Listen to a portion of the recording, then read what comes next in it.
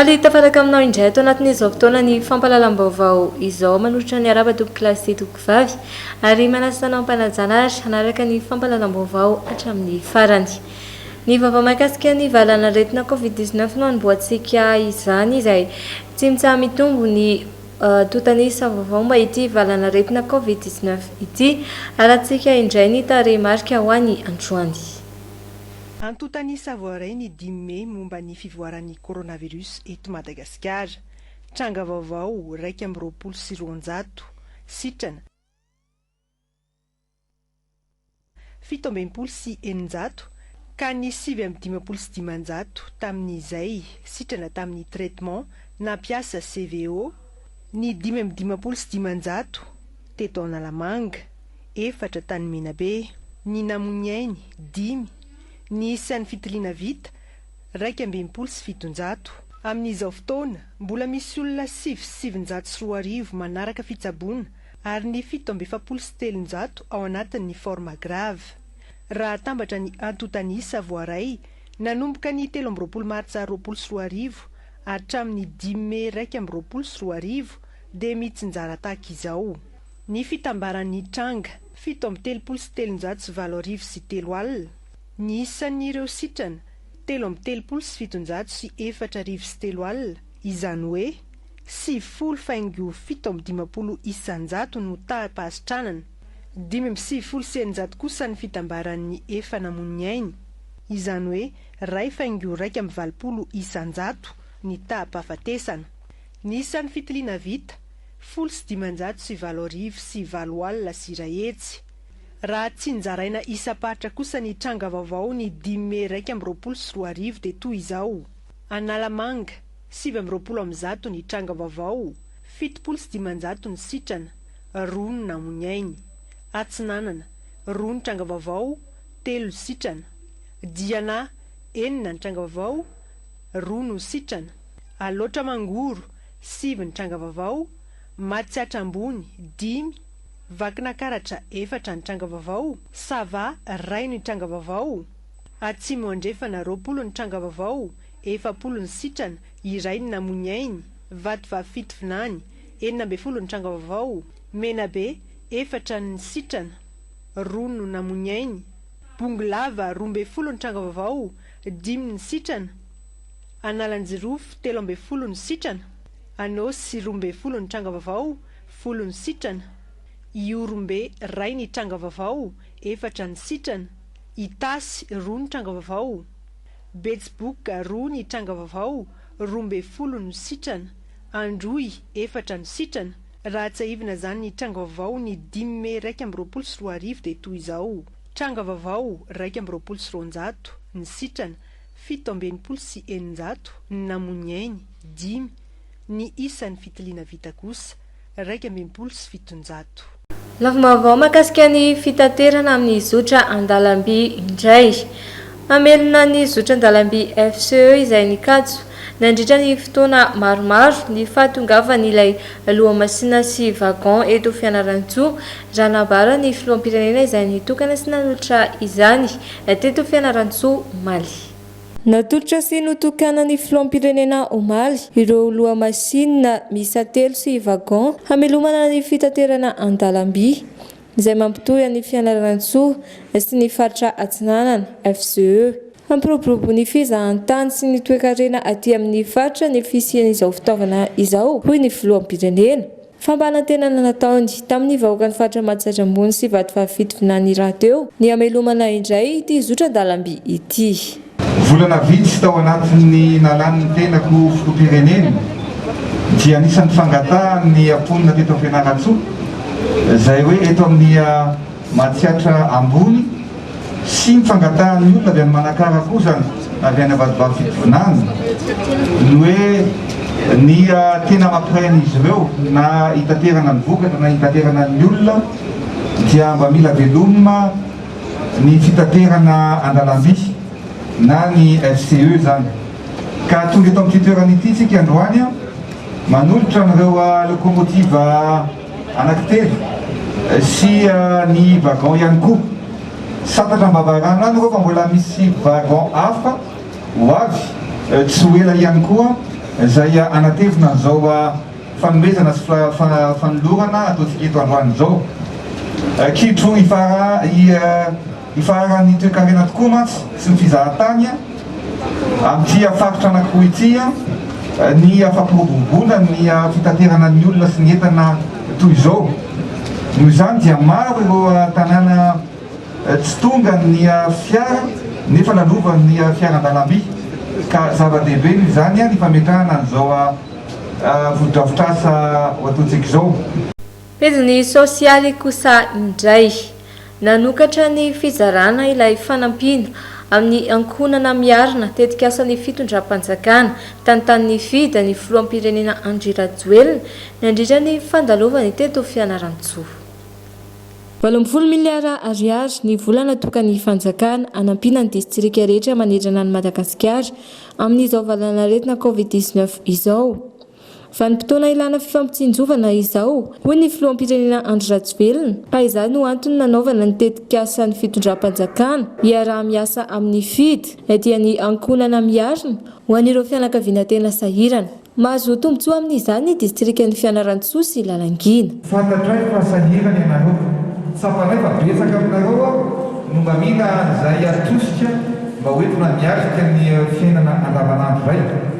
Ka zay no mahatonga anareo eto androany fianakaviana misy 10,307 no mahazo 50,000 ariary isam-bolana mandritra ny enim-bolana mba atosika fanampiana fitondram-panjakana nareo zay. Misy ihany koa ny any Lalangina izay misy 4,753 fianakaviana mahazo an'izany ihany koa. Tika no mampilaza anareo fa nanokana budget manokana ny fitondram-panjakana amin'izao hiatrehana ny Covid zao 18 milliards d'ariary hoentina nampiana 12 karetana ny Madagasikara ampaherana anareo fianakaviana tsy irery anareo fa eo izahay tsy maintsy mifampitsinitsika, tsy maintsy mifanohantsika ary tsy maintsy mifanafitsika. Nanomboka omaly ny volana faharoa amin'ny fizarana ka mampiasa ilay système QR code ny FID amin'ny fanomezana ny vola. Ny fomba fandoavam-bola moa zany le système moderne le QR code. Rehefa mandray an'le vola le olona dia tonga dia misy rehefa scanena zany le QR code dia tonga dia voaprofy izy fa nandray an'le vola. Ka raha ohatra le olona tsy tonga amin'le fotoana andraisana an'le vola dia sarotra ho an'le mpandoha vola no angalatra an'iny satria le système QR code sady individuel no misy code secret ao anatiny zany. Resaka comptabilité dolo nitondrana azy. Mbola misy rapport ataon'ireo le mpandoha vola reo isam-bolana dia iny ny ahitana hoe reto ny tsy nandray dia afaka mena azy ve iny amin'ny volana manaraka. Ankoatra izay, tafiditra anatin'ny tetikasa asa avitra koa ny asa famakiana vato sandaina 10,000 ariary isan'andro ho an'ireo ankonana 307,000 eto Fianarantsoa. Mahazo fiofanana amin'ny alalan'ireo mpampiofana avy amin'ny Ministeran'ny Fampianarana Teknika, ireo mpisitraka sy mpampiofana eto an-toerana. Mahakasika ny filan-kevitry ny minisitra kosa dia natao tamin'ny alalan'ny visioconférence izany ny alarobia teo nitarika izany filoham-pirenena Andry Rajoelina. Sara Filomamonjy. Nandritry ny filan-kevitry ny minisitra dia nisy ny fampahafantarana mahakasika ny firosoana amin'ny dinika 3P sy ny fanaovana autoroute ka nampahafantarana nandritry ny filan-kevitry ny minisitra izany ary nankatoavina ny anaovana ny dinika 3P ifandrombona ny fanjakana sy ny mpandra ratsy miankina manodidina ny fanaovana autoroute izay mampitohy Antananarivo sy Toamasina ary nahitana ny fandraisana anjaran'ireo orinasa miisa 9 izay efa zatra eo amin'ny fanamboarana sy fitantanana azy ireny. Mahakasika ny tsy fandoavana tao-taonketra an'ireo mpanjony madinika dia notapahan'ny filan-kevitry ny minisitra fa ireo mpanjony lamatra madinika aty amin'ny fahan-dranomasin'i Madagasikara dia tsy mandoa tao-taonketra ireo mpanjony salantsalany. Mihoatra ny 10GT dia ho tanana ny tao-taonketra efa nampiarina tamin'ny taondasa. Izany ho natao dia mba hitsinjovan'ireo olona mivelona amin'ny jono izay misedra olana vokatry ny valanaretina Covid-19. Herintaona no faharetan'ny didim-pitondrana mametry ireo tao-taonketra ho alohan'ireo sambo manjono amin'ny fahan-dranomasin'i Madagasikara izay ho rasin'ny Ministeran'ny Fambolena, ny Fiompiana ary ny Jondro. misokatra lohan'ny volana May taona 2024 avy izao ny Jony Makamba ary noferina ny isan'ny fahazon-dalana mandritra ny herintaona nomen'ireo orinasa mpitrandraka izany aty amin'ny fahadranon'ny Madagasikara. Nampahafantarana nandritra ny filan-kevitry ny minisitra koa ny firosoana amin'ny fanaovana ireo tetikasa samy antraika amin'ny vatana amin'ny vahoaka ny ministeran'ny fitaterana sy ny fizahantany ka toeram-pakanaina manamboana ny lalam-pirenena miisa 5 no ahorina ao Moramanga, Sakara, Ambilobe, Manakara, Ifanadina. Aren'ireo fiantsonan-dalamby miisa 5 ao Manakara, Tolongoina, Sambavy, Sasinaka ary Fenomby. Amboarina koa ny drezina ny Manakara ary ametrahana toerana famantarana ny toetrandro manara-penitra misy 12 manerana ny nosy toy ny Ranohira, Antsohi, Analalava, Ambatondrazaka, Ambositra, Vohemara, Manakara, Sororomandidy, Mahabo, Ankazoabo, Ikalamavony, Andapa ary Oampina ireo efa misy. Tafiditra ao anatin'ny tetikasa-panjakana amin'ity taon'ity avokoa izany ary mitetina sy 53 miliara ariary ny teti-bola natokana ho amin'izany. Ankoatra ny fampahafatana dia nisy ihany koa ny fandaniana didim-panjakana sy volavolan-dalàna ka araka ny tolo-kevitry ny minisitry ny toe-karena sy ny fitantanam-bola dia nankatoavy ny filan-kevitry ny minisitra ny fandraisana ny didim-panjakana mikasika ny fandraisan'ny fanjakana anjara ao anatin'ny orinasa vahiny hiasa eto amintsika hamokatra siramamy na ny STM. 30 isan-jato no anjaran'ny fanjakana ka azo ny vokatra mifandraika amin'izany koa izy isan-taona. Ny ampaham-bokatra dia amidy eto an-toerana ary misy koa ahondrana any ivelany. Afaka 20 taona dia iverina amin'ny fanjakana iray manontolo ny orinasa sy ny fitaovana rehetra ampiasain'ity orinasa vahiny ity. Nandritra ny filan-kevitry ny minisitra dia nisy ny fanendrena ka nankatoavy ny filan-kevitry ny minisitra ny didim-panjakana manendry ireto olom-panjakana ambony manaraka ireto. Araka ny tolo-kevitry ny minisitry ny fanabeazam-pirenena Andriamatora Ertina Jacques Adrien Giovanni dia voatendro talemisana ny Office de l'Éducation de masse et civisme. Araka ny tolo-kevitry ny minisitry ny fizahantany, ny fitaterana sy ny famantarana ny toetrandro Andriamatora Beantita Johan Rodolphe dia voatendro talemisana ny valorisation des produits touristiques. Araka ny tolo-kevitry ny minisitry ny asa, ny fampananana asa, ny asa-panjakana ary ny lalàna sosialy Ramatoa Joely Miamina Arlanto dia voatendro misana ny sécurité sociale des travailleurs. Ary nofaranana tamin'ny fanafoanana ny filan-kevitry ny minisitra ka nankatoavy ny filan-kevitry ny minisitra ny didim-panjakana manafoana ny fanendrena ireto olom-panjakana ambony manaraka ireto. Araka ny tolo-kevitry ny minisitry ny toe-karena sy ny fitantanam-bola foana ny didim-panjakana laharana 724 tsipika 1,5 tamin'ny 17 ny volana Matsa taona 2024 nanendrena ny directeur des opérations financières foana ny didim-panjakana laharana 724 tsipika 7,700 tamin'ny 14 ny volana Oktobra taona 2024 nanendrena ny talemisana ny dette publique. Araka ny tolo-kevitry ny minisitry ny fanabeazam-pirenena dia foana ny didim-panjakana laharana 724 tsipika 9,700 tamin'ny 10 ny volana Aprily taona 2024 nanendrena ny talemisana ny centre régional de formation pour l'océan Indien. Natao izao filan-kevitry ny minisitra izao ny daty ny 15 ny volana May taona 2024. Toizantsika ny fampahalalam-baovao mahakasika ny tontolon'ny fanatanjahantena. Ahemitra amin'ny volana Septambra ny fifanitsanana mondial 2024 ho an'ny baolina kitra afrikanina. Ny anton'izany dia mbola maro ireo kianja filalaovana no tsy manaraka ny fenitra aty Afrika ka tsy nahazahoana lalana avy amin'ny Confédération africaine ny baolina kitra. Sara Volomamonjy. Mety hemitra ny fifanitsanana iaty toerana ny mondial taona 2024 ho antsika aty amin'ny kontinanta Afrika. Amin'ny sabotsy 15 ny volana May avy izao ny fivorian'ireo komity mpanatanteraka eo anivon'ny Confédération africaine baolina kitra ka amin'izany no anapana hevitra amin'ny fanatanterana ny andro voalohany amin'ny fifanitsanana iaty toerana ny mondial taona 2024.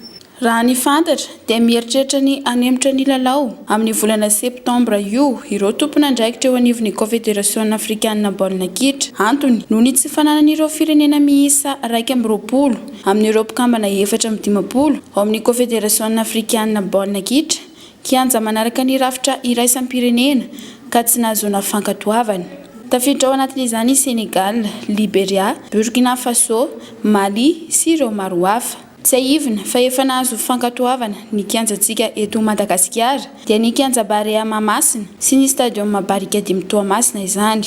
azo lazaina ho maty tsara ny Barria de Madagascar ity fihamoran'ny lalao ity satria manam-potoana tsara hanomanana ny ekipa Irabe Sandratana Erika izay mpanazatra vaovaon'ny ekipa pirenena malagasy ary afaka mifantana malalaka ireo mpilalao handrafitra ny Barria de Madagascar na ireo avy eto an-toerana na ireo mpilaravinahitra. Fantatra koa fandrahan'ny Benin ny malagasy ao amin'ny lalao voalohany izay ho tanterahana eo anelanelan'ny 5 sy ny 9 volana jona ho avy izao.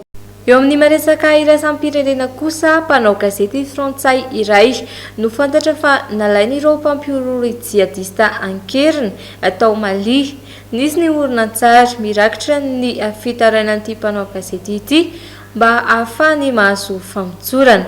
Ireo teratany frantsay moa izay lasibatra matetika amin'ny fakana-ankeriny ataon'ireo vondrona mpampiororo any an-toerana. Minorson tatra izay vaovao izay. Il n'avait plus donné signe de vie depuis plus d'un mois. Le journaliste Olivier Dubois. Tamin'ny alalan'ny horonan-tsary kely 2 segondra no nahitana ny Olivier Dubois, mpanao gazety frantsay correspondant any Mali.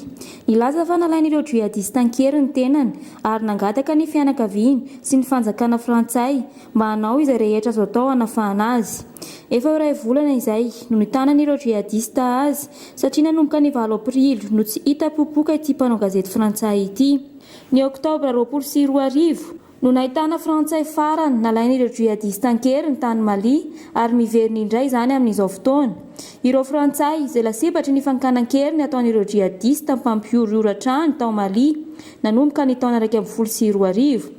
Tsy mpanao gazety ihany fa misy ireo geology, misy ireo mpizahatany ary misy ihany koa ireo avy any amin'ny fikambanana tsy miankina frantsay. Nisy tamin'izy ireny no namoy ainy ary misy koa ireo nahazo retin-tsaina no ny fitanana azy ireo naharitra loatra. Misy natratratra amin'ny 3 taona mantsy ireo nitanan'ireo jihadista ny sasany tamin'ireo frantsay izay nalaina ankeriny ireo. Mialohan'ny tena isarana azy dia andao alatsika ny mety ho vinavinan'ny toetrandro rahampitso. Dia iny mety ho vinavinan'ny toetrandro iny andray tompo klasy tompo vavy no marina ny fampalavam-baovao antsika tamin'ny tiany midi makasitraka anao ary nanaraka izany hatramin'ny farany. Mandra-piona tompoko.